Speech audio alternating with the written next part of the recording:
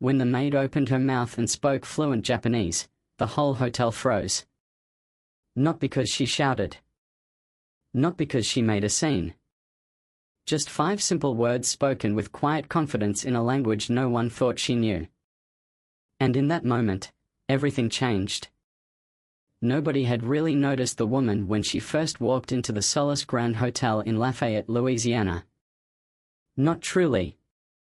She stepped in on a Wednesday morning, dressed in an ivory trench coat that shimmered under the lobby lights like morning fog. Her black hair was pulled into a low knot, not a strand out of place. No makeup. No jewelry. Just a pale leather handbag resting on her wrist like it belonged there. She smiled, bowed slightly, and walked straight to the front desk. That's when things started getting weird. "Hi, welcome to the Solace Grand." Checking in, the clerk asked, fingers already tapping the keyboard. The woman tilted her head, pulled out her phone, tapped something, and a robotic voice answered, "Yes." "Reservation." "Hannah Mizuno." The clerk blinked, then smiled. "Can I see your ID?" She nodded and passed over her passport and card. The check-in took nearly 15 minutes. She used her phone to translate everything, but the app mangled words. At one point, she tried to ask for a bathtub, but the device said, "I want a big water box." A guy behind her scoffed and muttered, "This is gonna take forever." She just bowed again and kept trying. By Thursday, the staff started whispering. "She doesn't speak a word of English," they said. "She must be loaded. Did you see that purse?" Others weren't so subtle. "Probably shady. Weird people like that always have secrets." By Friday, the manager had had enough. "I can't run a hotel like this. Someone needs to get through to her," he snapped. Nobody volunteered. Meanwhile, Hannah became a ghost. She left at sunrise, returned at dusk. Never carried shopping bags. Never asked for tours. Just walked quietly, slowly, like she was looking for something no one else could see. In the dining room, she sat alone by the window, eating like she didn't want to be noticed. The waiters stopped trying. They let her point, nod, and disappear. One night, as she stood to leave, a couple near the entrance whispered just loud enough to be heard, "She's probably just rude." Or worse. "Who comes all the way here and doesn't bother to speak English?" Hannah didn't react. Not with her face, anyway. But her eyes caught everything. By Sunday, the staff had turned cold. Her bed was made carelessly. No fresh shampoo. One of the housekeepers even joked, "She's rich. She won't notice." That afternoon, she came down holding a broken towel rack. Stood quietly in line.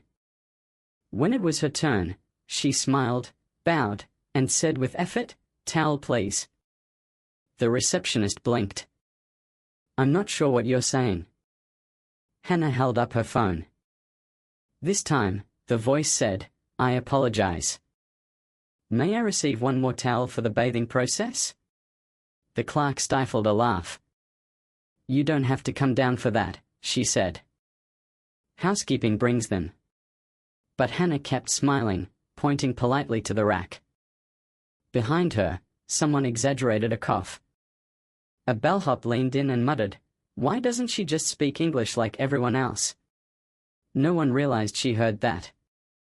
But someone else did. Maya Torres had been cleaning rooms on the 4th floor for over 2 years. Always quiet. Always on time. The kind of person people walk past without seeing. But Maya spoke Japanese.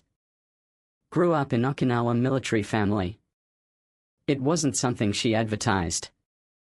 That day, Maya heard 2 maintenance guys joking outside room 412. "She's got millions but can't ask for a towel?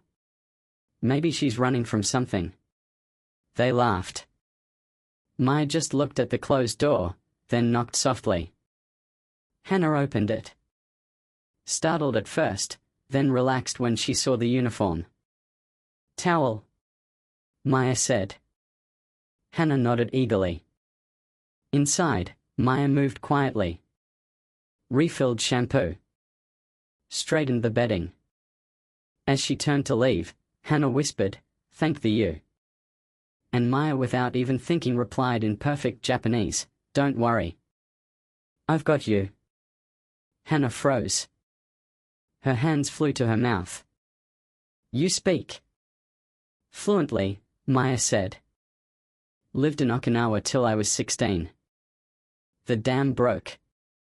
Hannah sat on the bed, eyes wide, words finally flowing.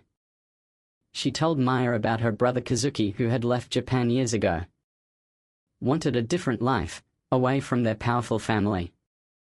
He died alone in Louisiana 10 months ago. No funeral. No one claimed his body. Hannah had come to find out who he had become. She didn't speak English well. She hadn't planned to stay long. But no one helped her. No one saw her.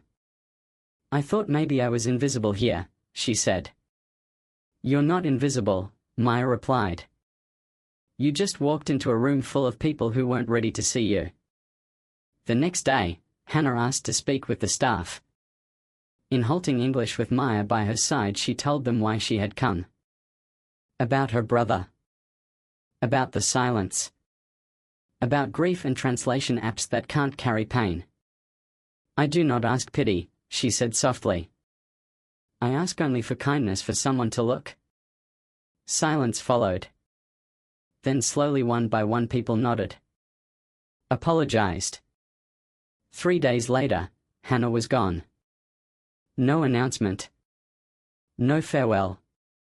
Just a clean room, a folded note, and a check. Maya opened it, $30,000. Along with a handwritten message. "You were the first to see me. Please don't forget that your voice carries power. Use it. With love." And she did. Maya took the front desk position. Taught greetings in 3 languages. Translated maps. She still cleaned 1 room a week, her choice. Said it reminded her where she came from. One afternoon, a Japanese couple walked in, exhausted and lost.